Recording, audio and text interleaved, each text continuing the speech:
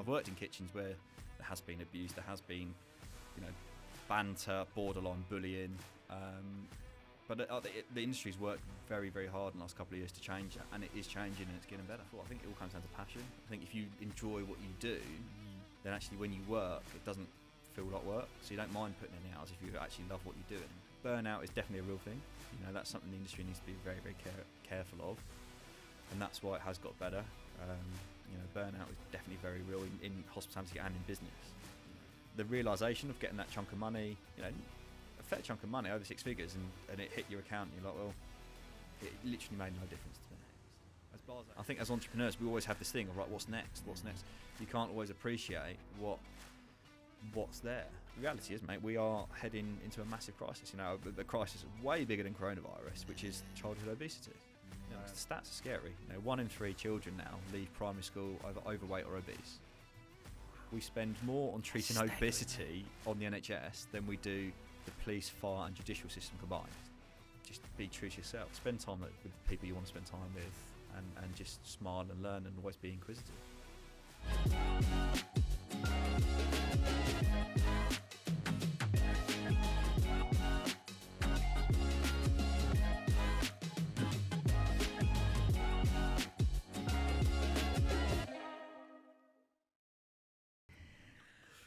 Okay, welcome to another episode of the County Business Talks podcast.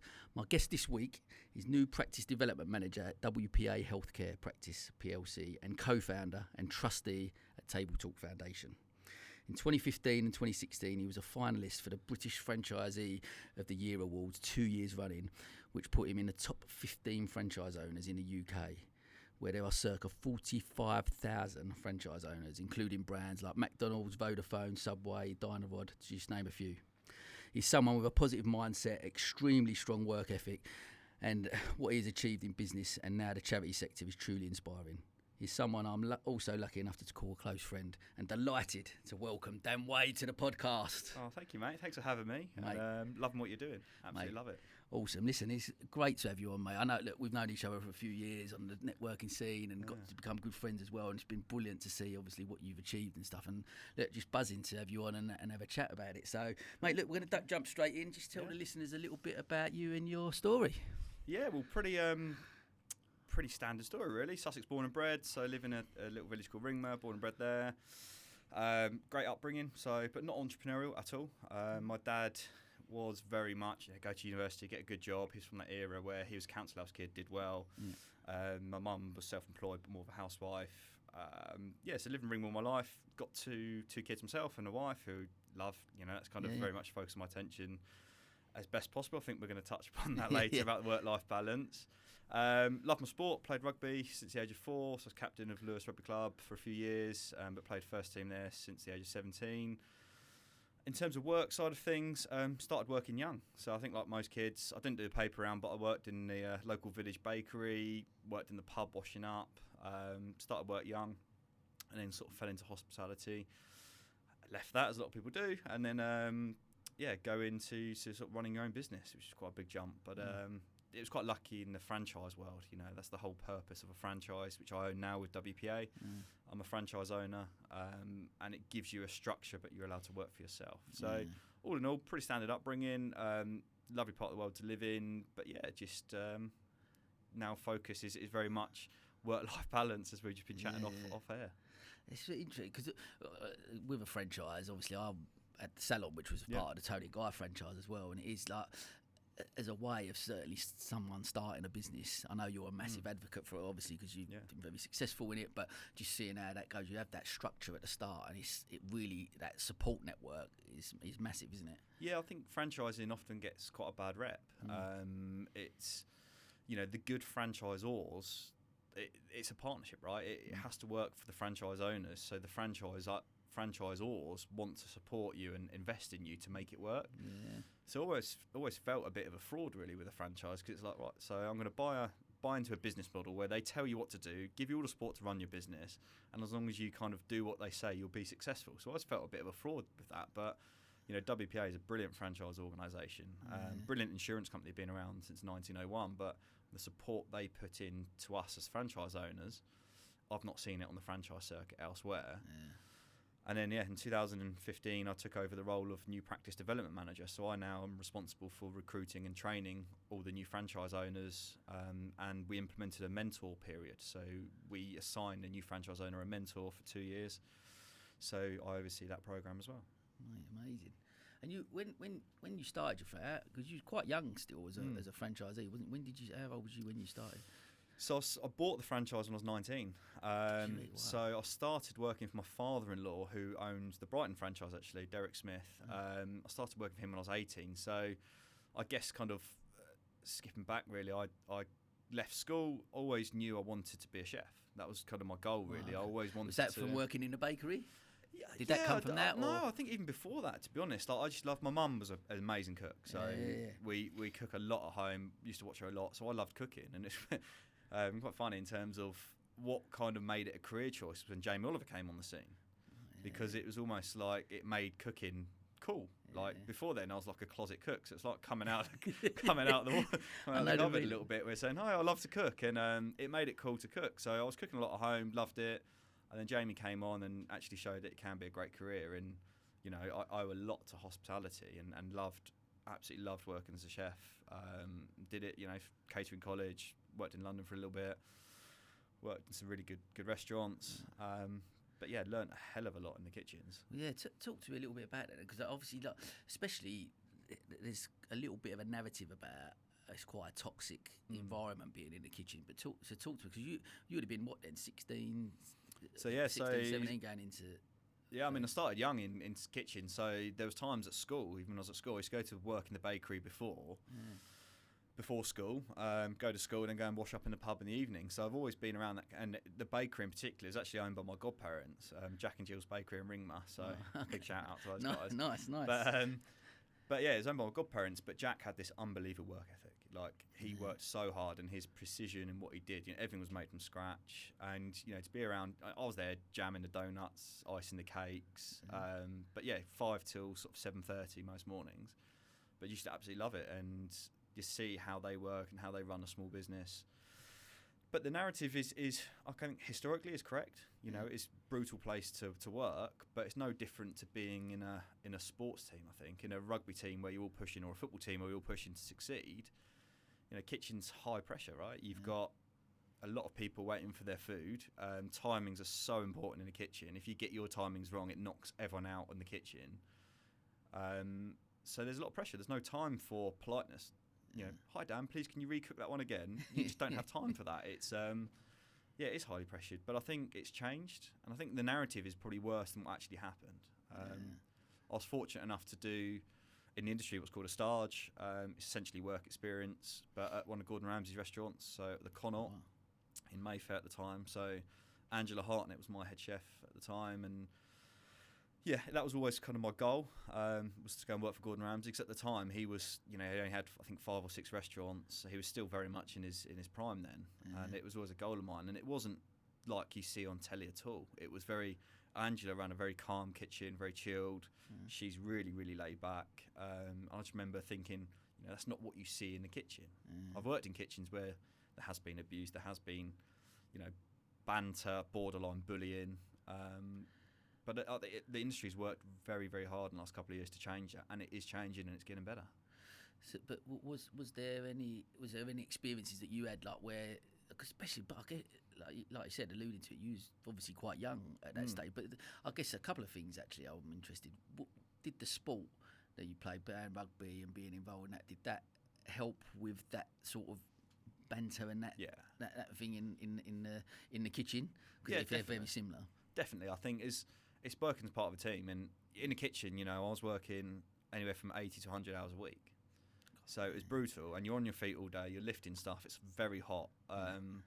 So the environment is tough. It is a tough environment, so you kind of have to rely on your teammates or your other chefs to kind of get you through. And when I first got my first job as a chef in a restaurant in Lewes called The Long Room, which is no longer there, we had a brilliant team. So we opened that restaurant, we were flat out, breakfast, lunch, dinner. We were flat out every single day, doing 5.5 days a week. So you do rely on your teammates to get you through. But there are times when someone's tired, or they haven't had a great day, or something's going wrong, and pressures build up, and someone might snap. But I think often it's how you deal with it. There was occasions when things didn't go right. I got stuff wrong, or other chefs got stuff wrong, and sometimes you take the blame. But again, you learn a hell of a lot. You learn to own up to your mistakes. You learn how to overcome them. You learn how to just get your head down and work. You learn how to be part of a team. You learn how to communicate. All this stuff I learned in the kitchen, I took into the franchise, and I'm 100% certain that's why the franchise has been such a success. And it's the work ethic that I learned I take into the charity side of things I do as well. It's really because I understand, and we'll get onto that in a sec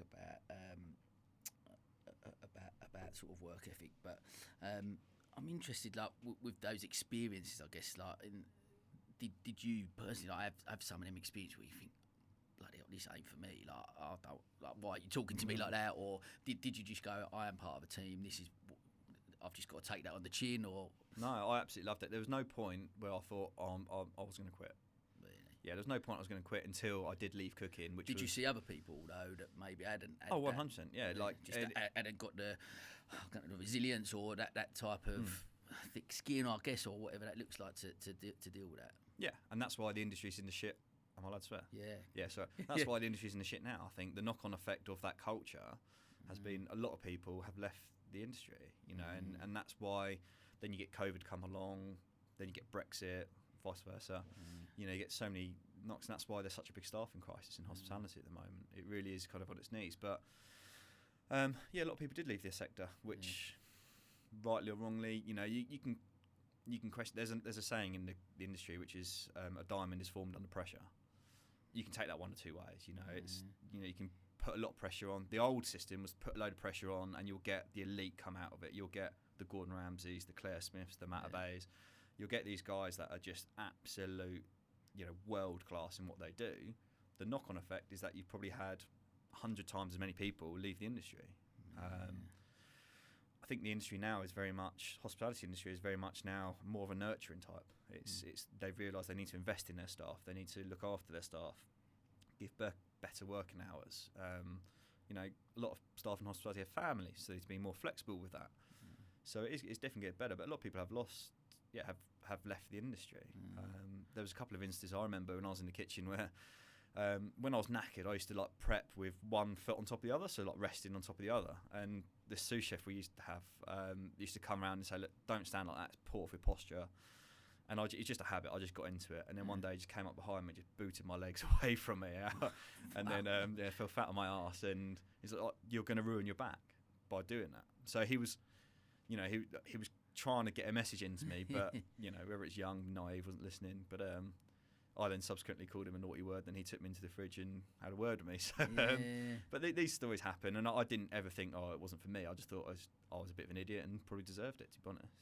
And you didn't stand on your leg like that again? No, I definitely did. Yeah. And my back is now knackered. So, so he was right. So you learn from these wisdoms. So tell me, why did you leave the? Because obviously it's a passion of yours and cooking and stuff, and obviously we're going full circle with the charity stuff and getting back into that sort of side of it. But why did you leave then? What made you leave? I think it is a combination of achieving a goal. I wanted to go and work for Gordon Ramsay, so I did the stage, or the work experience at the Connaught, and it just wasn't what I expected it to be. I was lucky enough before that to work at a place called Brocket Hall, again on work experience or stage, where the head chef or the owner was a guy called Jean-Christophe Nouvelli, so famous French TV chef, good-looking lad. But they had an amazing head chef there called Phil Thompson, who's got a restaurant now in St Albans called Thompson's. And Phil was an amazing chef, and we were pushing really hard to get a Michelin star. I say we, I was there for a very, very short period of time, but that was amazing. It was on Brocket Hall Estate near Welland Garden City. We all lived on site, amazing team culture, small team. We all just worked really hard, but lived together. That was class. Got offered this opportunity to go to London, and just kind of went into a big kitchen like the Connaught, part of a 5-star hotel with 150 other chefs doing doing your night service, your breakfast shifts. It just didn't have that team environment, and that coupled with my sous chef who I was working with before, he opened his own place in Reading. So Angela phoned up and said, look, we want you to stay. But at the same time, I had this job offer from my friend in Reading to go and open his restaurant with him, which I chose, which was probably a bit of a mistake in hindsight. But at that same time, when I was living in Reading, I met my now wife, Gracie, who I know you know quite Yeah, well. yeah. Met Gracie, and I just I was missing playing rugby. I couldn't play rugby when I was cooking, so it's I could play ad hoc games, but I really wanted to come back and give rugby a proper go. Combination of things, really. Kind of just thought, did I want to do this the rest of my life? And I just thought, no, I wanted to go back and spend time with Gracie and play a bit more rugby, play a bit more sport, be a bit more sociable. Because I guess the lifestyle of working, like you said, 80 to 100 hours a week, like you don't. I'm assuming, I guess that you don't get much of a, personal life in that sense because of the nature of the business. You're working when most people are out having a beer or going out for dinner. Yeah, so your days off tend to be sort of Sunday afternoons and Mondays. Yeah. So if you see anyone in pubs Sunday afternoons and Mondays, it's normally chefs or people in hospitality. But you don't, because you're knackered. Yeah. You just spend your day off resting and just chilling out if you can. You do try and go out to eat and have a bite and go and see some friends, but everyone's working typically. So, but I would say the people you meet in hospitality are like your friends for life. They really are. You met some wicked people along the way, people from all different walks of life. You get to meet these people, and that's why I'm such a big champion of hospitality now, is that you can enter the industry, you don't even need any qualifications, you don't need to even speak English, and you can get a job, you can travel, you can meet some amazing people, you can work anywhere in the world. Like, it's such a good career. I always think that people, a bit like the old army service, the national service, I think everyone should have to spend 2 or 3 years in hospitality, because you learn how to communicate, how to deal with customers. You learn so much that you can take into wider life. You know what? It's really interesting you say that. I listen. People know I'm obviously a big fan of Diary of a CEO, and I listen to, I don't know if you've heard, but Nick Jones, who started Soho House, founder of Soho House, he'd done an episode on there, But he talked almost exactly as you've just done. He said everyone should have a period of their life starting out in hospitality, and because he was working in a restaurant and stuff like that, and he said because it gives you such great skills to be able to take on to life and do other bits, and he said it was amazing. It's amazing. I bet. Have you ever worked in hospitality? Have you in a pub washing up when you were younger? No. It's amazing how many business owners that I speak to that, funnily enough, so Chris Goodman, who's been on your podcast before, the day he recorded a podcast with you, I was around his house for dinner that night, and we were talking about hospitality because he supported our charity, so we did a dinner for him.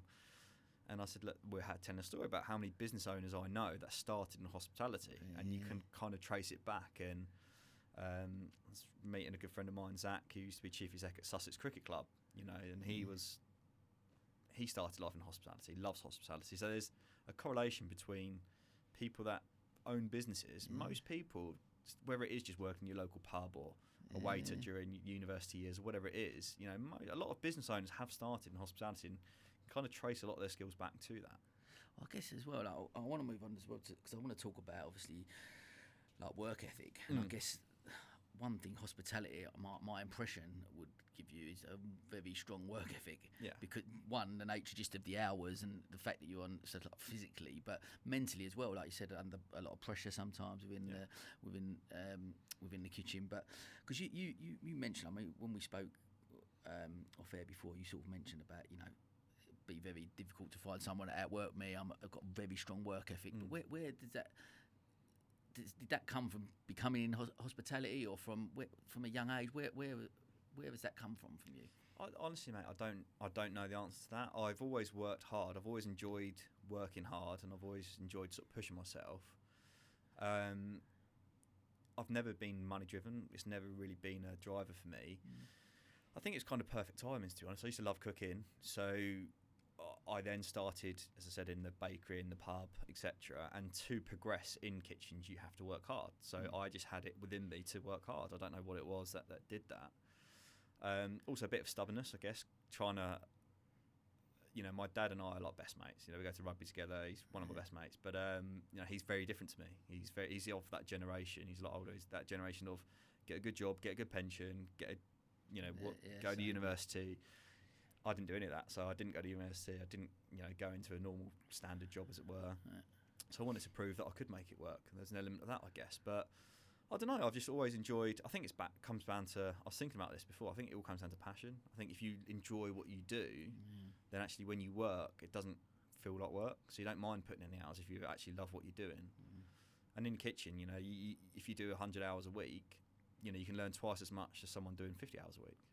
So you progress quicker, and that's why I see a lot of chefs, head chefs, owners that are mid-20s, because they've done a lot of hours in a very short amount of time. Burnout is definitely a real thing. That's something the industry needs to be very, very careful of, and that's why it has got better. Burnout is definitely very real in hospitality and in business. Well, that's why I'm interested to talk to, because I'm very similar. I remember when we first sort of spoke about that, and I'm very similar to you. Like, I've always I'm a grafter, always had a very strong, from a very young age, worked in different things, milkman, blah, blah, blah, all them type of things. We getting up early before school and going to. So I've always had that. And my mum and dad, not entrepreneurial in any way, shape or form, but very strong work ethic, and always taught me that. But I guess I'm conscious of, and for me as well, it's a part of me, because I love what I do, that trying to have that switch off where I don't, because you can constantly think about work, and then that's where potentially burnout comes. I'm keen to see how you do have that balance and switch off from stuff. Are you able to? Yeah, but do you struggle with that then, I'm assuming? Or? Yeah, definitely. I think it's, Gracie always says to me, even when I'm with the kids, you're not present. And that's something that I am, especially since COVID, really, really working hard on, is trying to be more present with the kids and spend time. But it's hard. I love what I do. I love being busy. So I tend to have a routine where, I work, I'll do my exercise in the morning. I tend to, exercise is a massive part of it. I went through a stage not too long ago, actually, where I just didn't do any exercise for ages, and I just felt rubbish as a result. Really lethargic, got no energy levels, eating crap. So I've sort of reintroduced exercise into my day now. So I do my exercise first thing in the morning, get the kids ready for school, and then sort of I work, and then between sort of 5 and 7:30, that's the kids' time. So I have dinner with them, put them to bed if I can. And then from 7:30 till 10 is normally sort of laptop on, watching some crap telly in the background. It's but I always kind of think, well, I'd either be sitting on my arse doing nothing, or I can make use of that time. And so sometimes I do just want to. You can't just do it every night. And I found when I launched Table Talk, I was doing it every night, and I was knackered. So there's times you have to pick your battles now. But work-life balance is definitely something that I want to work towards, and it's hard when you've got 1,000,001 things to do and not a lot of time. Because do you feel like, because there's that narrative out there a little bit about that, and I'm guilty of this sometimes because of the plates you spin and the things you do, that I feel like if I'm not being productive, I then sometimes feel guilty. So if I am just sitting there and I'm just going to watch some crap telly or whatever it is, I think there's always something to do. Running a business, there's always something to do. So you think, I'm not being productive now. I should be being productive. Like you said, you put the kids to bed, but then you're 3 hours or so on the thing. So utilising all the hours you're awake, almost, other than those little bits with the kids, that you're being productive as much as you possibly can. Like, I'm conflicted in part of that, I think, because I'm like wondering whether, well, I want to be productive because I want the business to do well. I enjoy doing it, but at the same time, I know that you read about burnout and you read about these things, and what's your take on that? How do you feel about that? Do you feel like guilty about not being productive when you're just chilling definitely. Like, I'm the worst person on holiday. So we're going on holiday next week, and I'm terrible because I can't switch off, and it's rightly or wrongly, I just can't switch off. So I kind of have an agreement with Gracie where I'll do an hour a day, keep on top of it. So at least if I know what's going on, I can relax. Whereas if I completely shut off, I get stressed because I don't know what's going on. It's a bit of a control freak, but I think it's having some sort of balance and structure to a day. I've learnt that again through Chris Goodman, actually, when I first met him for lunch a few years ago, and just set structure to the day. So between typically 10 and 3, I'm doing stuff that's proactive. I think all too often in business, and I do it when I'm being lethargic, I'm just reactive to stuff, and you'd never actually move forward. So I set hours between 10 and 3 where I'm just working on the business. So whether it's following up leads or working with a team, speaking to people that can introduce business to us, whatever that might be, you're doing stuff that's proactive. And then your admin comes, earlier or later. But during those hours, you're just working on the business. So setting a really, really set timescale for yourself each day of, right, between these hours, these are the tasks I need to do, and just making sure that I hit those goals, and then everything else can wait alongside. It can be, let's say, get your admin done before or after those hours, but during that time, it's just proactive stuff. That's really good advice. Because you can almost be sometimes, and I think I'm very guilty of this, almost be a busy fool. You can do so many things, and you're spinning so many plates with that little bit of lack of structure. Sometimes you do, God, I've done a 15-hour day today. Yeah. But actually, what have you achieved? Yeah, exactly that. Like you analyse it and go, what have you achieved? I remember Chris saying to me, like, what happens if you don't email someone back on the same day? Nothing really. Do you know what I mean? No, but it's in our heads that we have to respond within 24 or on the same day. But it's not. If it's not urgent, it can wait. And you do other stuff that works on your business that takes you forward. So have you become better? Do you think recently at putting boundaries in place to be able to do that? Yeah, definitely. I've still not mastered it yet, and as the kids grow up as well, I want to be there for them. I want to be able to do stuff and actually be present with them. And so I am quite structured during my day, so I write out a to-do list every day.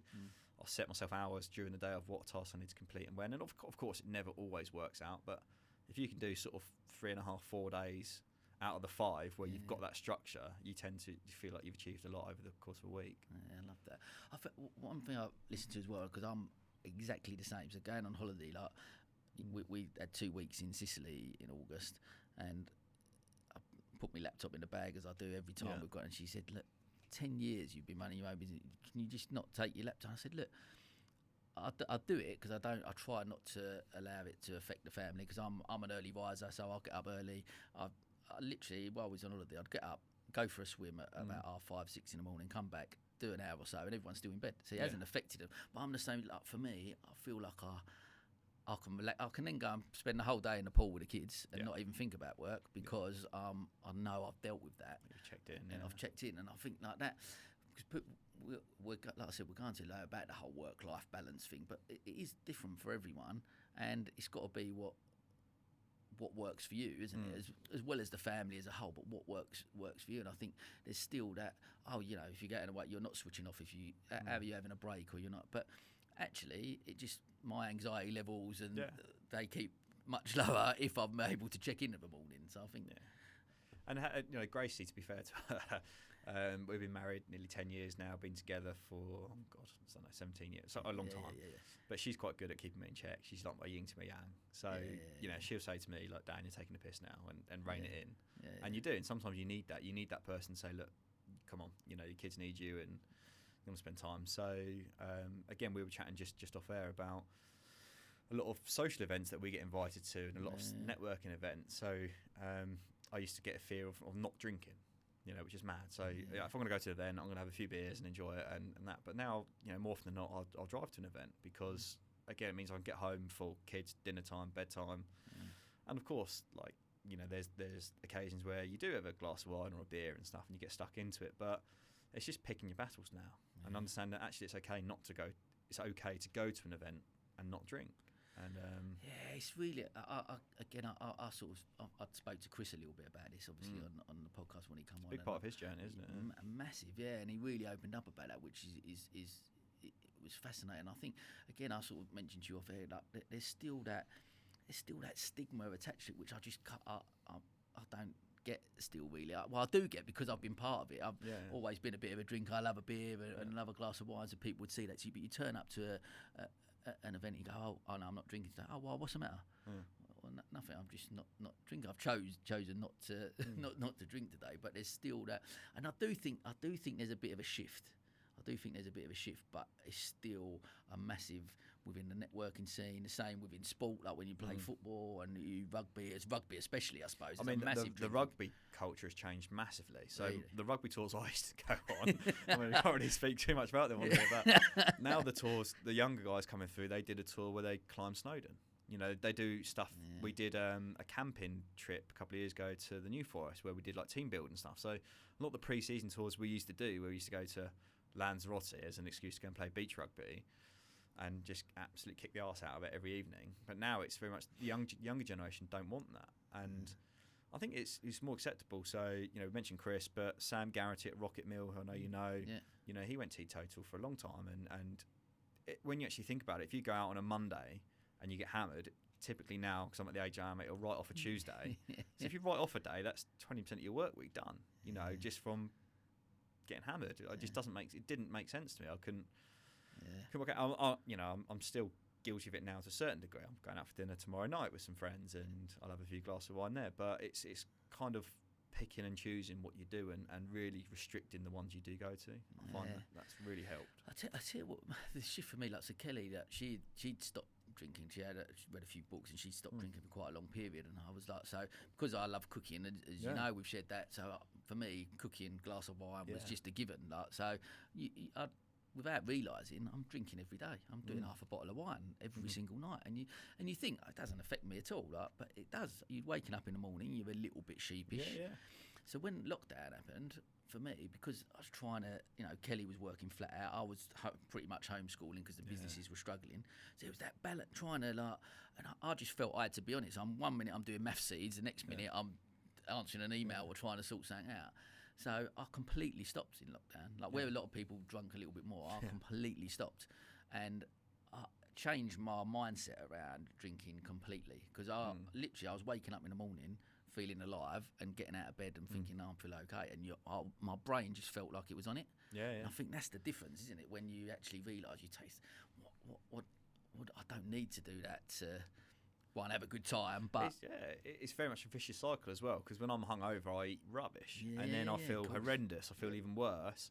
Then I don't feel like I've got the energy to exercise. So understanding that the diet is so important. And again, I'm nowhere near perfect at it, but as I'm getting older, I'm getting a little bit wiser and starting to realise that actually, I'm not 22, 23 anymore. You need to look after yourself a little bit better. Well, you're still looking, mate. You're still looking good. Look at you. The wrinkles don't look. Thanks, bud. Mate, I want to talk a little bit about, like, look, running going into a business at 19 and your own franchise, running it for 14, 15 years. Tell me about some of the challenges you faced, and especially, I guess, starting as a business as a young guy as well at that age. Like, talk me about some of the challenges over the years. Yeah, I think so. Buying the franchise when I was 19, I'm now 35. No customers, nothing. So it's starting from scratch. So first, obviously, I think the financial pressures were there. I had no money. I put the franchise fee on a credit card. My dad lent me a little bit, but I didn't have money to invest in the business. I was kind of, I think sometimes, but I had no risk. I was living at home with the parents, no kids, no dependents. So actually, I had no risk associated with it. So I didn't need to earn a huge amount of money. But it was more the bravado. You get into the networking groups and you meet some people that are doing really well, and you think, I want to be like that. And you kind of build up this bravado, which is complete and utter rubbish. So I think not having the financial, I think the age was a barrier. In our job, we do private medical insurance. We sell health insurance essentially and look after customers, and we're typically dealing with business owners, chief execs, finance directors, HR directors, so senior people in businesses. And at 19, 18, when I joined my father-in-law's business, 19 to buy my own business, you had to really prove yourself. You had to not outwork, but you had to kind of prove yourself before you'd even get in the door. I had no network behind me, nothing. None of my friends were in jobs where they could help influence decisions. They're all still at university or whatever. So I think just getting out there, you learn the hard way, and it's something we still say to this day to the franchise owners, that the first 2 years are bloody horrible. And it is. You've got no support in terms of no customers behind you. So everything you have to go out and just generate everything from scratch. And as a youngster, that was definitely a barrier. So I overcame that by really getting involved and reading and learning about business and watching Question Time, watching the news so I could talk about the economy, reading a load of like business books, and just kind of really immersing myself to try and make me a better all-round business owner as opposed to a one-dimensional health insurance bloke. So we go to a meeting and we're speaking to a finance director. I can talk about the economy and what's happening on the stock market and stuff. It's because I gave myself that little bit of extra knowledge. So all of a sudden you're not that 18, 19-year-old spotty sales guy. You're kind of on their level. As time's gone on, that's definitely got easier. But then you get different challenges. I remember recruiting my first member of staff, John, who's still with me now. It was a big risk because I didn't know if I could actually afford to bring him on, but I knew that I was struggling with the workload. So I remember sitting down with John. How many years was that in? How many? So John joined me 6 years ago now. Oh, okay. So so about just over halfway through the journey. And he took a risk. You know, he was living in Wales at the time. He was at university. I've known John for years through rugby, so I knew what it was like as a character type. And he took a risk. You know, moved back. I could only offer him a small amount of salary, but I said, look, whatever happens, I'll look after you. And yeah, he's been with me ever since. He's now living back in Wales, working remotely. But obviously COVID has shown that we can do that. We don't need to be all together all the time. And then, Chris, who you know, Chris Nash, he bought into my business. So he joined me when he finished playing cricket, and then he bought into my business earlier this year. So having that team around me has really helped, but it's always a bit of a risk because the typical traditional WPA franchise model, it's one-man band working from home. You know, we've now got, so from 2009 when I bought the franchise to now, it's now the largest franchise out of the 90 franchise owners we have. Wow. By quite some way actually, and it's having that balls to recruit people and to take them on the journey with me. I can only recruit people I know because I'm not a great man manager at all. So I will lead from the front and try and work as hard as I can, but I'm not great at managing people. So I know what John's like in his work. He's very different to me, very methodical. Gets his workload is phenomenal what he gets through. And Chris is very similar to me. I think he's quite outgoing and quite chatty and quite flamboyant sometimes. But we've got a really good balance. We get on really, really well as a team, and hopefully the boys love working with them. That's it. And so talk to me a little bit about that then. Chris coming on board because he bought into the franchise end as well, didn't he? So what's that? Because ultimately as a business owner, I mentioned this to Chris as well about it. Like as a business owner, you sort of think to yourself that I'm going to build a business to get to a stage that I'll sell and we make some money, and that's my element of success and achievement and everything. And you've ticked all the boxes, did it? But I'm keen to know how you felt about that at that stage. Obviously, it's a smaller percentage. You've still got ownership of the business, but you've sold a percentage of your business and made some money on that. Talk to me about that process. It's kind of double-edged sword, really. I'd known Chris for years through my working with Sussex Cricket Club, and I met him when at Sussex, kept in touch when he went up to Notts, and we always had a plan for him to come and work with us when he finished cricket. It was still at Sussex time, probably 3 or 4 years before he retired. We always had that plan, and then it obviously happened, and Chris came on and hit the ground running. He's great with people, built up a lot of contacts over the years, so he just hit the ground running. And the franchise world in our industry, there's not many franchises available, so he didn't have the option to go out and buy his own really. But also I wanted to kind of share some of the workload. I work well in a team, although I'm not great at managing a team. I work well in a team, so I wanted to have someone there to bounce ideas off, and John's great as well. Like we all work quite closely together, and John kind of brings Chris and I down to earth sometimes with his ideas. But selling, the decision to I saw Chris was doing really well, but also getting a little bit frustrated because it's like, where does he go from there? And I launched Table Talk very similar time, and I wanted to kind of spend a bit more time on that. And so we came to the deal that he would buy 25% of the business, which happened in January this year. And I guess initially I was excited because I thought, I'm going to get a big chunk of money here and happy days. I was also quite apprehensive because it was my baby. It's something I built up from scratch, and it was my baby. And I knew most of my clients, personally, got relationships with them. So how do I, offset that? So I think the balance of having someone there who's enthused, who's part of the business, skin in the game, was really important. To keep Chris happy and to keep him pushing forward. And we've got plans to keep growing and potentially buy other franchises and that kind of thing.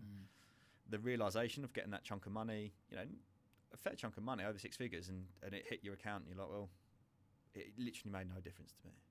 As blasé as it sounds, like I've always known that I've not been money driven. It was nice, and it was a reward for a lot of the work I put in, but it was kind of like, right, what's next? I think as entrepreneurs, we always have this thing of, right, what's next? What's next? You can't always appreciate what's there. So it's kind of a bit of a, not a disappointment at all, because it was, enabled us to do some stuff on the house and to do a few things that we always wanted to do.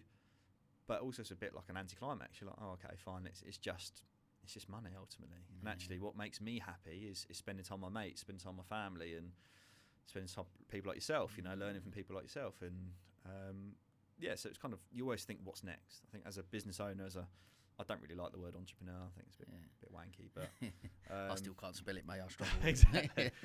But I think you always, I think a guilty. I think that I'm guilty of, is that I always think, oh, what's next? You don't really stand still to appreciate what you've got.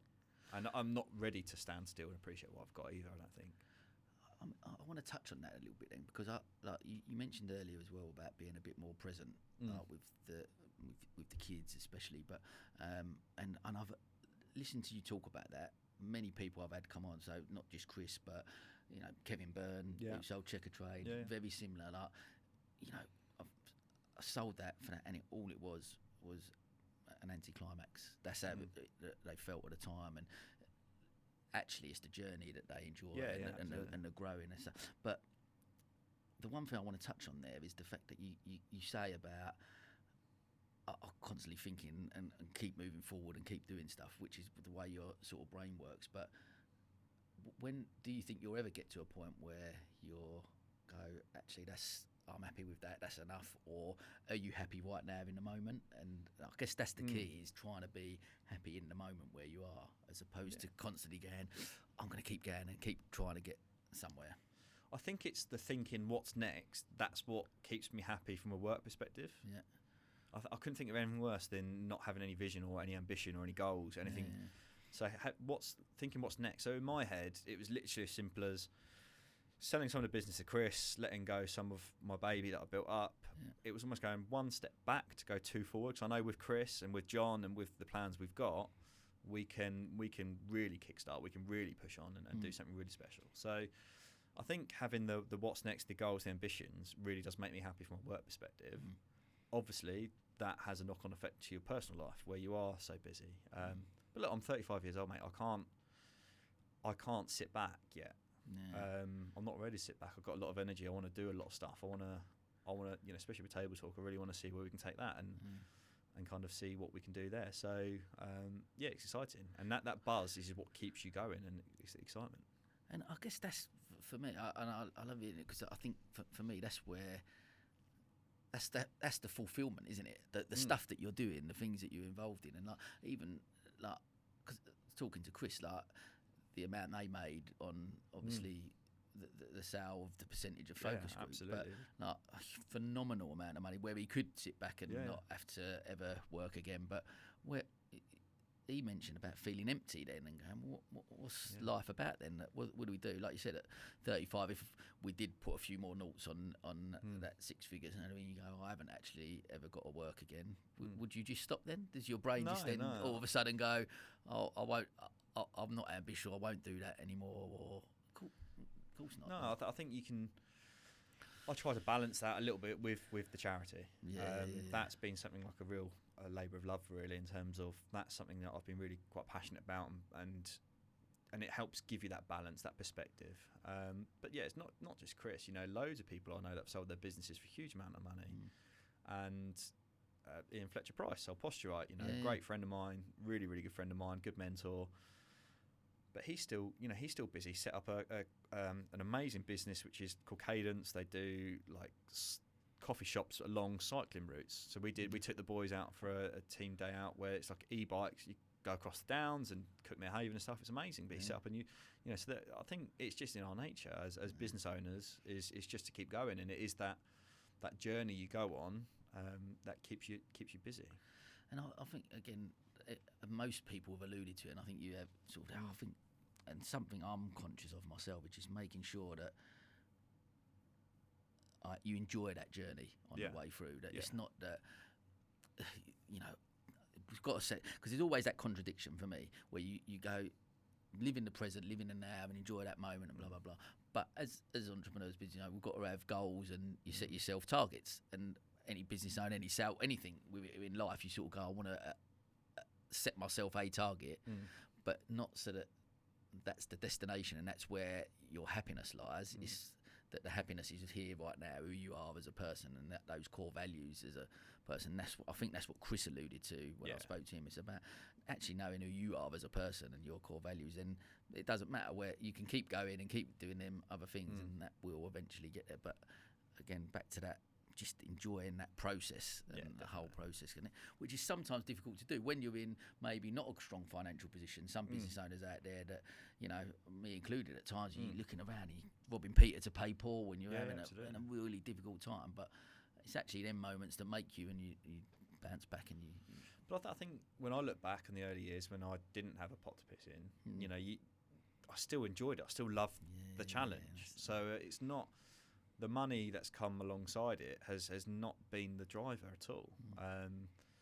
It's been, I'm very, very fortunate in my business to deal with on a day-to-day basis some amazing business owners. A lot of people being in your podcast. I made a note of all the people that I kind of know. So, Joe Miles, Chris Goodman, Tamara at Ridgeview, she's one of our trustees. Noel, one of our trustees at the charity. Michael Geetson's a great friend of mine now. I've got to know really well. And he's got a £100 million turnover business, and he's a great bloke. Ryan Hill. Great mentor. He's helped me a lot with the charity.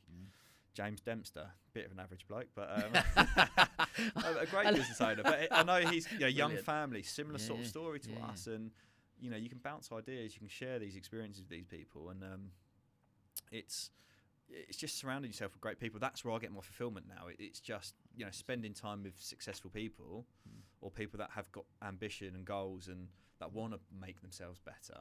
I love spending time with those kind of people. I love that. I completely agree. Look, one of the reasons people say to me about what made you start a podcast is because for me, we are surrounded here within this business community. I've been fortunate enough, as we both have, but to be in this business community for over 10 years now and network and meet some just phenomenal people. And people ask me, who inspires you? And the people like you, people who are sitting in front of me, come on here and share their stories, because there's some amazing businesses and people doing some amazing things, and that's why I love it, that everyone's got that story to tell, haven't they? They come on and you can share that. But man, this has been the biggest education for me, sitting opposite people like yourself and listening to you talk about your journey and the things that you've gone through and how you've grown a business and what that looks like. It blows me away, really. I think we're fortunate. Yeah, we are very, very, very, very fortunate in Sussex, and it's quite a small business community, but you got some big hitters there. But come back to your point. What's your kind of end goal? What's your fulfillment? What do you get out of stuff? What are you looking to achieve? Yeah, it's strange.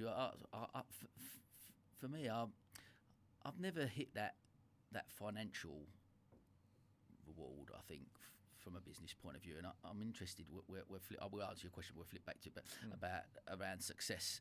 So I still think there's a narrative out there that success is based on your financial gain, and people would, if that was the truth, then people would look at me as not a very successful person at all from a financial point of view.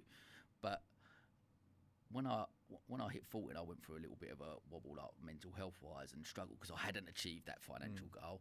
I looked around and I was surrounded by people who loved me and who I love. I know it sounds a bit soppy, but I was not at all. My wife, got 2 beautiful kids, people within the business community who are actually really close friends who I can rely on. I've got mates who I've grown up with from school who are still my best mates and call me. Great relationship with mum and dad and all those. So actually I looked at it and went, I'm actually really, if I died tomorrow, I'm quite a successful person. Yeah, absolutely.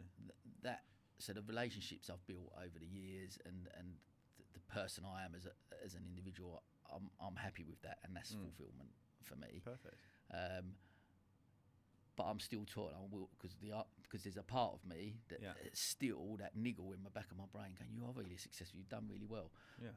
But there's that niggle goes, because of that narrative, that I haven't made that financial freedom and that financial security that I'd craved for so long. And I listening to every single, there's not one person that's come on that has financially made a success who haven't gone, they're just numbers, and it's just a bit of an anticlimax. So honestly, mate, I think I got caught up in that trap when I started the business, because I'd buy a watch I couldn't afford, drive a car I couldn't afford, and do stuff that I couldn't afford, and you just think, why? Like, just one of the things I've learned over the last recent years is I just try and be as authentic to myself as I possibly can, and the fulfillment now is from spending time with friends and family. So a good example now, I had 3 best men at my wedding. During COVID, didn't get to see them, but now every first Wednesday of every month we get together for dinner and a chat and a catch up. That really is something I really look forward to, like absolutely non-negotiable. It's in the diary. We're going out for dinner and a few drinks and a catch up and just see what's going on in their world and find out what's going on with their families and stuff. And spending time with people like that, and holidays and spending time with kids, not even just holidays, but just taking time off and just being at home is often just as rewarding as going to an exotic destination. So the financial side of things I don't think is something to strive towards. I mean, you've heard people like Chris and loads of Kevin say it. It's just not there. It's just, it does. I don't know why.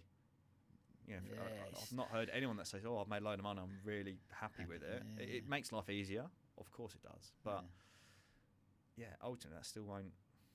I don't know. It's a funny thing. It really is. It a funny really thing. is. It's so, mate. It's so interesting. And I'm glad you asked me to quit because honestly, I think one of the biggest things I'm trying to learn from the podcast, and like I said, when I got to the 40, and like this, nearly 4 years ago now, I really come out and I was completely changed. I was like, you know what, and springing my step, and I wasn't worried about that. But then you're in a position sometimes where you know, trying to grow county business clubs, and that means I've not focused on firm balls as much. So I'm sort of at this balancing act a little bit, and you're robbing Peter to pay Paul, and you're doing it. That financial pressure then kicks in. And I've got to do that, and I've got to do that, and then that side you go, just breathe, don't worry about it. I believe in what I'm doing. I love the things I do. But if you had 100 million quid in your account, would you still do those things to make those success? Yeah, you would, exactly. That's what I've always got. Like I completely understand what you're saying, mate, because the narrative of he's really successful, he's got a load of money. But honestly, some of the most successful, wealthy people I know are just like you and I. They're just chilled. They're just not. They're not the big $10,000 suits and driving mental cars. They're not. It just doesn't really kind of exist. It leads us nicely on, actually, because I guess ultimately what we're talking about is just as long as you've got a purpose and you believe in that purpose, which then takes us nicely to talking about obviously the foundation. Talk to me about, you've successful franchise for many years, and obviously you've grown it to that stage, but then launching Table Talk. Talk to me a little bit about that and what inspired you to start that, and obviously go back into the catering industry and hospitality and supporting hospitality in that way. I think it's something I alluded to earlier, where I said I was almost felt a bit guilty, a bit of a fraud from running a successful franchise, because it's like, well, as long as you work hard, as long as you're not a muppet, you can do all right from it, because there's a framework there. So I've always wanted to do something. I've always had this niggle to do something for myself, and I didn't want to do it as a profit-making venture. But I love hospitality, as I said already. I owe a lot to hospitality, so I wanted to do something back in hospitality. I've got a lot of friends that are chefs, so it's kind of like looking at what I could do that could make a difference, that could have a bit of fun with, and just kind of combine it all into one. So the initial idea, you'll know this, and a lot of people that listen to this may or may not know this, but we have Table Talk Foundation, which is the charity, but we also have Table Talk Business Club. And the business club was actually the first idea. So I looked at a lot of my connections, my clients that I know in the business community, and the one thing that often connects people is food. They love food and drink, and it's at all levels, and we're all passionate about Sussex because we think it's a great county. So I then also wanted to support anyone that puts their balls on the line to chase their dream and set up in hospitality, because it's notoriously hard to make a hospitality business work, whether it's a restaurant, bar, hotel, cafe, whatever it looks like. So it's like, I've got this network of successful business owners over here, and I've got these people over here that I want to support. So what can I do to bring them together? So we set up Table Talk Business Club, which is a not-for-profit, so it's a community interest company, and it's a business club aimed at business owners and senior decision makers. We meet once a month, and we run some really cool sort of networking events, but it's more of a club as opposed to a networking event. So, Michael Geetson's a member, Tam, Pam Locke, loads of people that you've had on the podcast are members. So it's this community of business owners, and we bring them into these independent hospitality venues. They host us. Then our members get to meet the owners of the restaurants and the chefs and the people that they want to know, essentially. So next time they go out for dinner, whether it's taking clients out, taking friends, family, they go and support these local Sussex hospitality venues. Love that. Had some really great feedback. some of the events we run are really different. They're not your normal networking events. So next week we're at Chili Pickle in Brighton. So it's owned by Dawn and Alan, two absolute legends of Sussex hospitality. But we've got our members, they're teaching us how to make authentic naan breads and dals. And then we're going to sit down and have an Indian feast and network over lunch. So we do some really cool stuff. We do stuff with people, top end, people like Etch and 64 Degrees, down to, in the summer we had a seafood lunch in a brewery. So a big long table, we just had a seafood lunch there. So I'd say it's a network of business owners, no agenda other than just to get together, share ideas, mentor, help each other, and support the local hospitality sector. Being a community interest company, you can only take out, I think it's 30% of profits as dividends. So 70% has to go to a charitable purpose, essentially. And I said it was never meant to be a profit-making venture, but instead of giving it to something, some amazing charities in Sussex, but I wanted to do something where I could kind of choose where that money went. So that's where the foundation came out. And we, so there's three of us involved with Table Talk. There's myself, Jess Agarwal, and Tom Sergi, who's like a hospitality legend. He was on Alan Titchmarsh this weekend, if you saw that. Okay, nice. But he's a wine presenter and trade guy by, he started working life at Ridgeview, so with Tam. So there's three of us, and the foundation, we have two goals. It's promote food education to children in schools, and to support the local hospitality sector. And the food education side of things has gone really, really well. So starting from September, so this school term, we're in, I think it's 23 schools, so we're going to deliver food education to over 600 kids this year.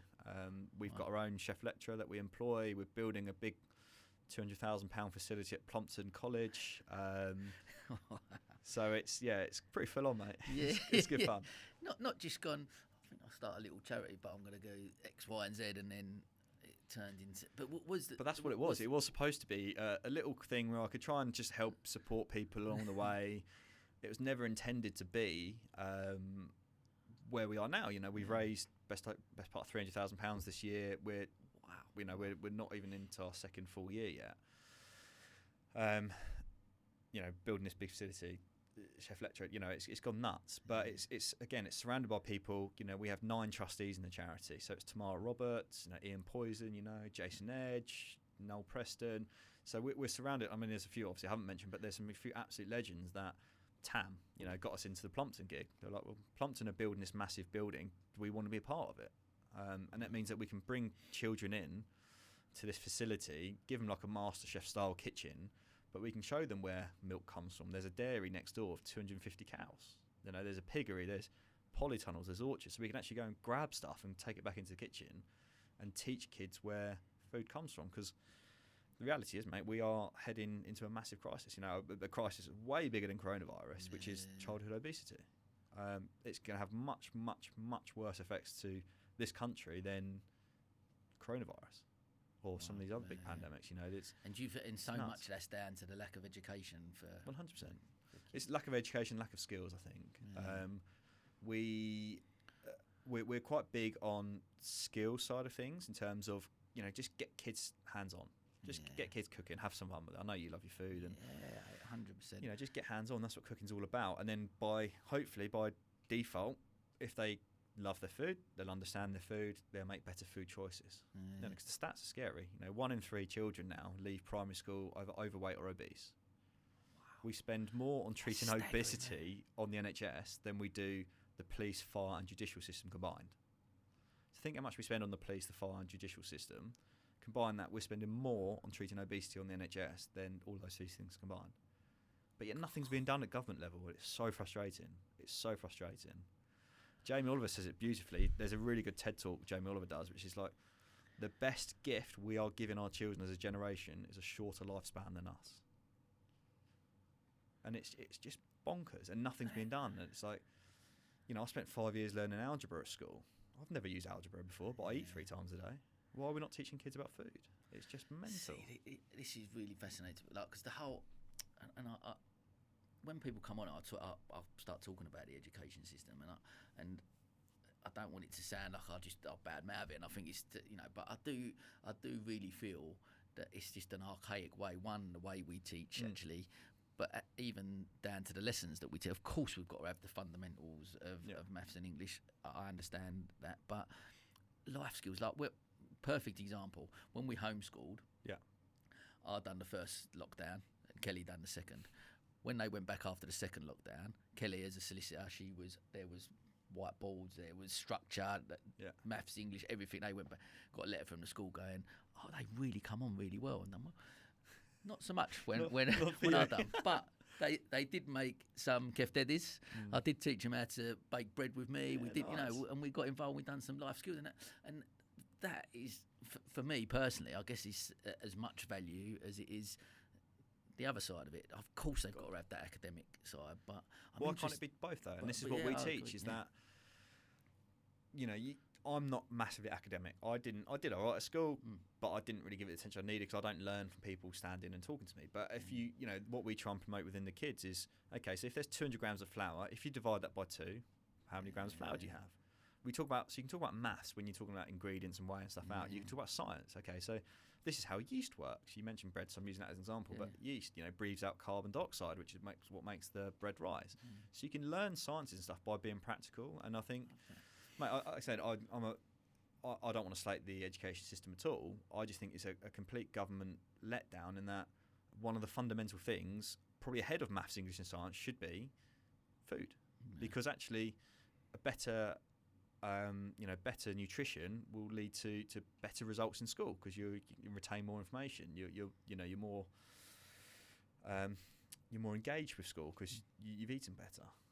There's so many studies around it, and it's just not being looked at all. And it is on it's on key stage 2.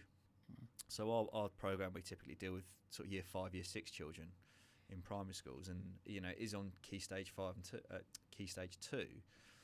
But teachers don't have the expertise to talk about food. They do it from a theory basis, as opposed to what we do is we go in there, our chef goes in there, sets up all the tables. They don't have to have any equipment. We've got it all.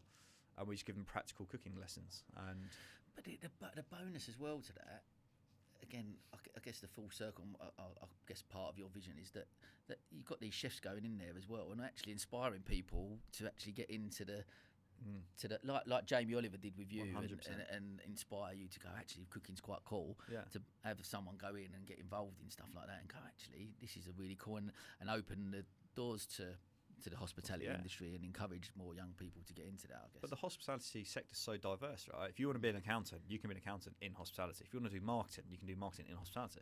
It's the 3rd largest employer by sector in the UK. But yet, during coronavirus, they got deemed as non-skilled workers. And it's they're just kind of being thrown on the bus by the government. Very little support from government. Currently, you've got not only the employment stuff, but business rates, utility costs going up. It's very, very hard to make money in a restaurant now, and the people that are doing it they're doing it because they love it. So I really want to support people that love what they do, and it's just so happens that that's in hospitality what I love. But the government can't do everything for everyone. I'm well aware of that, so that's why I thought, well, I'll try and do my own little thing. So we don't get any government funding. We've never gone for government funding. A lot of the piece where it all works together, the bit of the jigsaw, is that our business club members support our foundation. So a lot of our business club members sponsor a local primary school where their kid goes to school or where's their office. So it's great for their CSR. So, a lot of our funding has come from the business community, from the events that we put on, that then 100% of that goes back into the community. So it's this kind of nice little ecosystem we're building. And is that something that, have you got plans to replicate that elsewhere? Do you think is there a vision to take Table Talk national, or do you think there's a scope to do that? Yeah, we've built it in a way that we can replicate it. So one of my key skills at WPA is recruiting franchise owners. That's what I do for a job. For half of my job. So we can recruit people to do that. I'm pretty au fait with replicating a business model. That's kind of what I do. But also, I'm a massive believer. I think Sussex is the best county. So I want to showcase Sussex. But actually, if you go to Kent, there'd be someone like me in Kent that thinks Kent's the best county. So we need to kind of tap into that. But at the moment, it's still 100% focused on Sussex. We're probably 10% of where we want to be. Which is scary because it's, I was at the Best of British, one of Ryan's events last week, and I sat next to one of the ladies from Chestnut Treehouse, and she was like, "Oh, you guys are bloody everywhere at the moment." And that was a real testament to, there's just Tom and I just kind of working our nuts off just to kind of make it work. And we've had similar feedback from Rocking Horse. They're like, "How do you guys get everywhere?" And it's kind of, well, there's Right. 3 of us, and we're just kind of head down. But Back to that work ethic we mentioned, I guess, right from the start. And how many? Talk to me about the difference. Is there many differences? I asked Ryan this very similar actually between running a charity and a business. no, and it's actually a piece of advice that Ryan gave me right at the start, which is, I've had no experience in the charity sector at all. Yeah. But Ryan just told me, I said, look, if you run a good business, treat your charity as a business. If you run it properly, then it will be a good charity. So there's very little. Yes, the Charities Commission are there to regulate us. I run a regulated business with WPA, Financial Services. The Charities Commission are a whole different beast. It is hard to get the charitable status. You have to have a really clear purpose, a clear understanding of what you want to achieve. But if you run it like a good business, we're very fortunate. Same as Focus Foundation to a certain degree, our business club pays all the costs of the charity. So 100% of the money the charity raises goes towards the cause. Amazing, which is really lucky. So that whole ecosystem, that whether it stays that way forever, I don't know, because as we scale up, we're going to need to recruit staff and that kind of thing. But at the moment, if we can get the business club always funding the costs for the foundation, that's kind of where we want to be. Yeah, that's amazing. A couple of bits I want to just sort of track back a little bit as we was talking about education and stuff like that. And you mentioned right at the start of the conversation, you mentioned about obviously you chose the route not to go to university and stuff like that.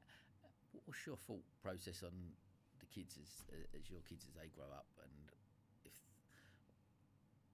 around education in regards to university and stuff like that? Like you said, our generation a little bit. Obviously, I'm a little bit older than you. A little bit. I got. Oh hell! I got me. Yeah, that's why I wear my cap. Anyway, but you go. Moving on. We but go to university, and that was a sort of narrative around there. Like, talk to me about your kid. Like, would you like them to go into hospitality? Would you obviously generally just want our kids to be happy? I'll get that, but just talk to me a little bit about that. Like, what's your feeling on the kids as they grow up? And mate, it's a big question. Ideally I want Billy to play rugby for England and Ivy to be in a West End. But 2 things I absolutely love. But I don't know. I have this conversation a lot about private school. Would you send your kids to private school? And I'm not so sure I would. I think I didn't go to private school, never had the opportunity to go to private school, and I've turned out all right. Now, I know that if you're excellent at sports, the best way to play rugby for England or cricket for England is to go to private school, and you'll get a scholarship for that. I think ultimately we want to give them. I see my job and our job as parents, mine and Gracie's job, is to give our kids as many opportunities as we can. So, Billy does football, rugby, tennis, cricket, swimming. He's just finding a bit of a love for sort of musical theatre. So we took him up to see Greece the other week.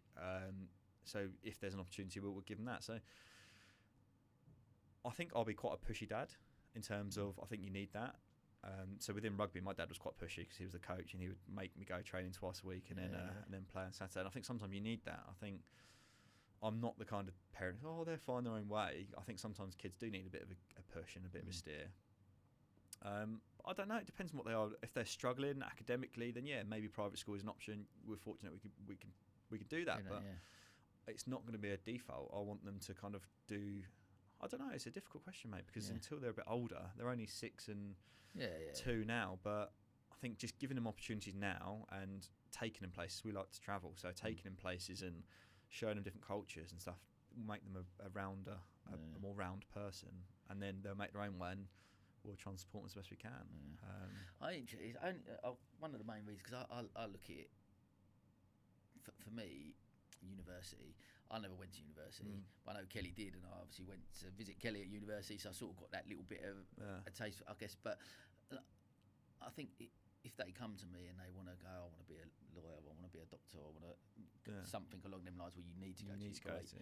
But if not, just for me, potentially, I'd much rather them go you know what? Yeah, get out there or travel at least. Go and see the world. Go and have them opportunities and make you, because they're the things potentially.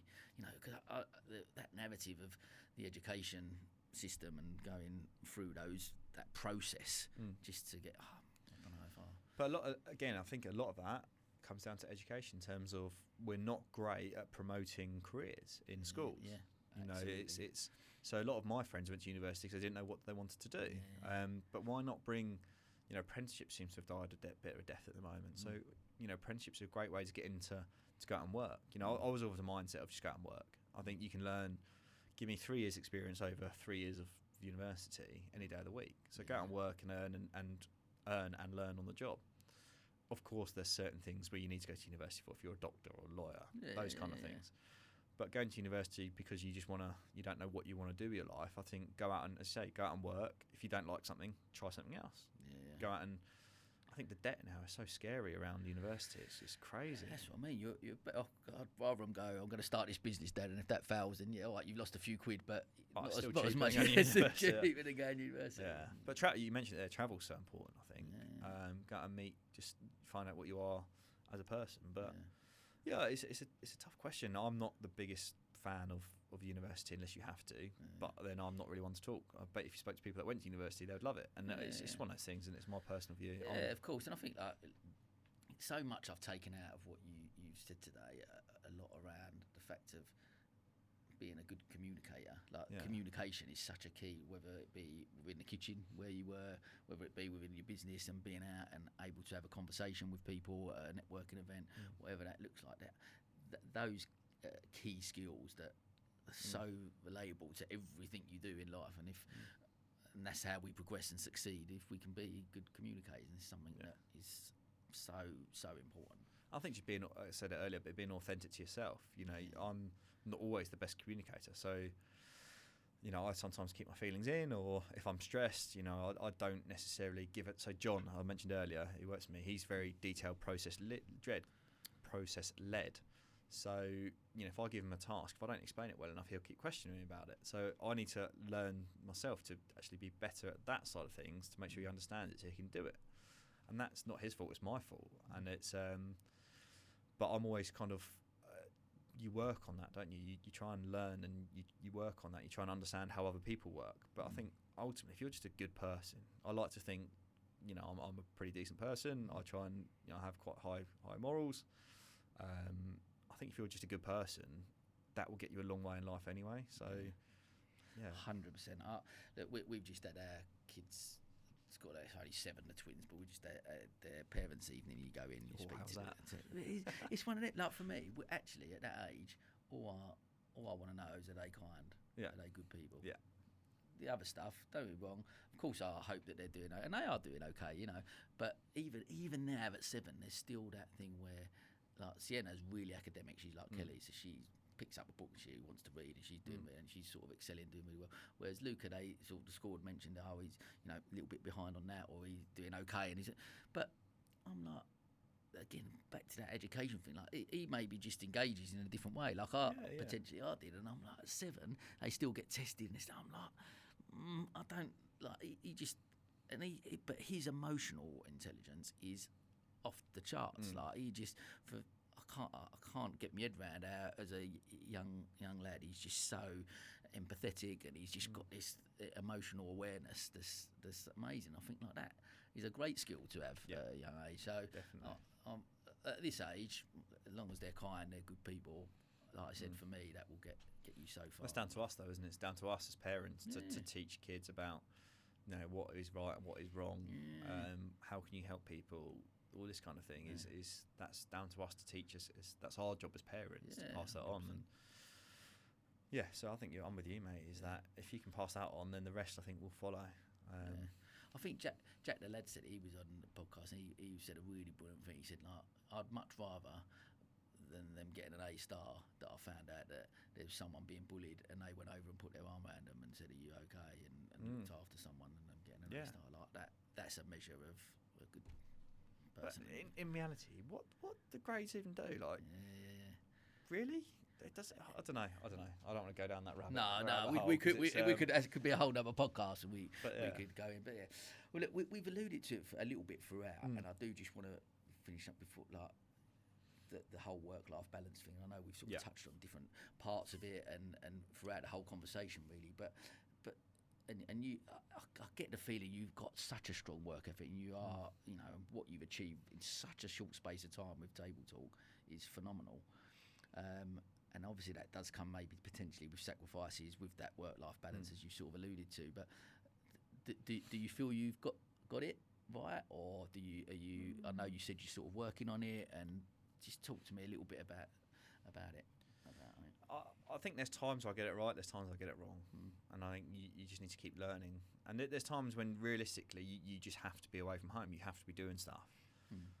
Again, Grace is brilliant. Been together a long, long time. She understands that, and she understands that, especially with we are still basically growing a business again, so you have to be out and be active. So it's going to be busy for the next few years with social events and networking events, and we get asked to do a lot of sorry, I just want to interject quickly there. Just what's because obviously then was there you've grown WPA to the state and financially done well and etc. And then almost even from her view, has she then gone, oh, now you started this and you're going to go again? And stuff. When are you going to have a break? There was very much like that. It was at the start of like, why are you doing this? You don't need to do this. Like, I've not earned a penny from Table Talk, and actually, I've invested quite a lot of money to get up and running, and all the design, all stuff that comes with running a business. She's like, why are you doing it? Why are you doing it? And it comes back to what we were talking about earlier in terms of the honest answer is I don't know. I want to push myself. I want to challenge myself. I want to do something that's good for the community. I want to do something where in 20 years time my kids can look back and say, yeah, Dad started that. So she's come around, and as we've got better results and better feedback from the schools, and you start to see the feedback come in, that's when it really hits home, and she's definitely on board with it. She's 100% on board with it. But there was that kind of start in the early years, in the early days, where it's like, why are you doing this to yourself? You can relax, you can chill. You've earned the right to relax a little bit. But it's just not in my nature. And instead of going off and setting up a for-profit business, I just wanted to do something where setting up a business, but doing it with a bigger purpose, and that's what keeps me driving. I was speaking to Gavin Willis about this last week, actually, about the work he does at Search 7, and having that purpose kept him going through COVID, and it really does. It keeps you going. It's your yin to yang. So the work stuff, it can be quite high stress, travel a lot. Whereas the charity stuff is more local. You can see the results, and you start to see it. We had some feedback in from one of the schools, and I sat there and sort of almost had a tear in my eye, because you see, the kids haven't had that much fun in the school day since learning about Henry VIII chopping off, his wife's heads and stuff like that. So, the feedback you get is amazing. I remember the first ever session we did with Table Talk Foundation in school. I shared it on my Facebook, said, hey, look at this is what we're doing with the charity. And one of my friends messaged me saying, is this your charity, Dan? I said, yeah, why? He said, oh, my niece was in that class. She had the best ever day she had at school. So that kind of all makes it worthwhile. And as we get more established and as we start to grow, it's going through that phase again now. I think we definitely, while we've been fundraising for Plumpton, which is a huge amount of money in a very short amount of time, we've been holding back on scaling up. Holding back on getting extra resources and help and team, and the trustees are great, and but they're all business owners as well, so they've got their busy lifestyles. So we're at a point now where we fundraised, we've got enough money pretty much for Plumpton, which is great. So now we need to sort of scale up and bring in some help, which will then again relieve the work pressure. But to come back to your original question, no, I don't think I've got it right.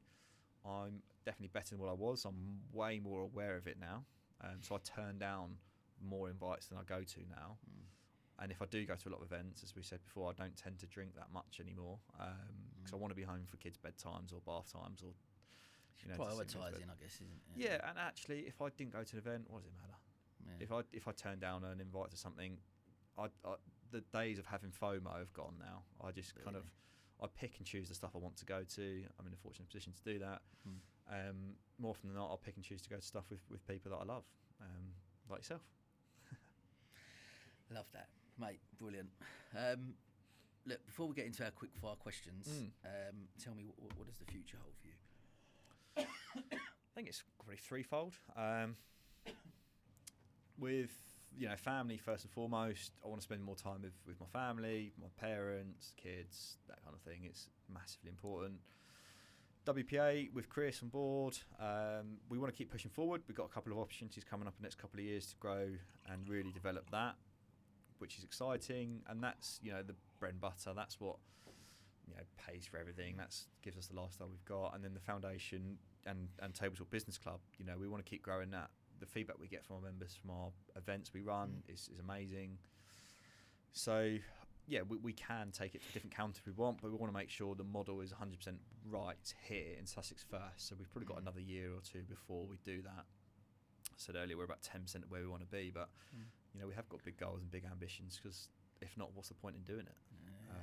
So yeah, I think it's just kind of working on those three, and I would like to get into sort of mentoring others. I think giving back that way is, I'm not an expert in a lot of things, but there's a few things that I think I'm all right at, which I can sort of share advice to. So 100, just listen, like I said, we've known each other for a while, but to have like such an in-depth conversation and listen to what you have achieved and just your mindset around certain things, like for me as one, and man, I've taken from the episode, I'm sure a lot of listeners will do the same, and I can see you as a brilliant mentor for people, you know, like to reach out and speak to you, because and just going from, actually for me, listening to the skills you've taken from growing WPA and then what you've done and gone and achieved in such a short space of time, it's just mind-blowing. Like, it's phenomenal, mate. So, mate, fair play. thank you. Awesome. Well, look, we're gonna finish with our quick fire questions. Cool, let's do it. Give me one piece of advice that you give to your 18-year-old self. So, spoiler alert, Sam sends these questions in advance, and it was and it was something I had to really think about, because I didn't want to say anything crappy or anything like that. But I think what I've learned on my journey is just the more authentic you are, and I've said it a few times, but the more authentic you are, and just be true to yourself. So don't be afraid to stand up and question if someone says something, even if it's someone you respect. And actually, by questioning it and saying, no, I don't agree with that, you'll get more respect back. So I think just being yourself is really quite key.